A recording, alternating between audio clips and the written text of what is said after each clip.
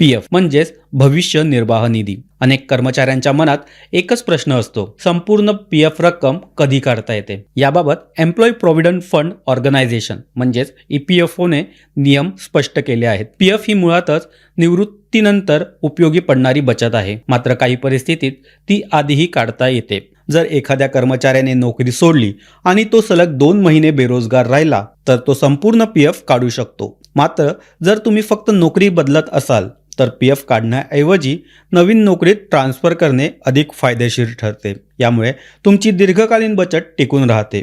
निवृत्तीच्या वेळी म्हणजेच वय 58 वर्ष पूर्ण झाल्यावर कर्मचारी कोणतीही अडचण न येता संपूर्ण पीएफ काढू शकतो. तसेच निवृत्ती जवळ आली असेल आणि पैशांची गरज भासली तर 54व्या वर्षानंतर पीएफ मधील काही रक्कम काढण्याची मुभा कर्मचाऱ्यांना असते. जर एखाद्या कर्मचाऱ्याला कायमस्वरूपी अपंगत्व आलं तर त्याला संपूर्ण पीएफ काढण्याचा अधिकार आहे. तसेच कर्मचाऱ्याचा मृत्यू झाल्यास संपूर्ण पीएफ रक्कम थेट त्याच्या कुटुंबियांना दिली जाते. याशिवाय गंभीर आजारावरील उपचार, मुलाचे उच्च शिक्षण, स्वतःचे किंवा मुलांचे लग्न तसेच घर खरेदी किंवा बांधकामासाठीही पीएफ मधून पैसे काढता येतात. मात्र या कारणांसाठी काही अटी असतात आणि नेहमी पूर्ण रक्कम मिळेलच असे नाही. एक अतिशय महत्त्वाची बाब म्हणजे पीएफ खाते 5 वर्षापूर्वी बंद करून पैसे काढल्यास कर लागू होऊ शकतो. यामुळे पीएफ काढण्याचा निर्णय घेताना नियम समजून घेणे फार गरजेचे आहे.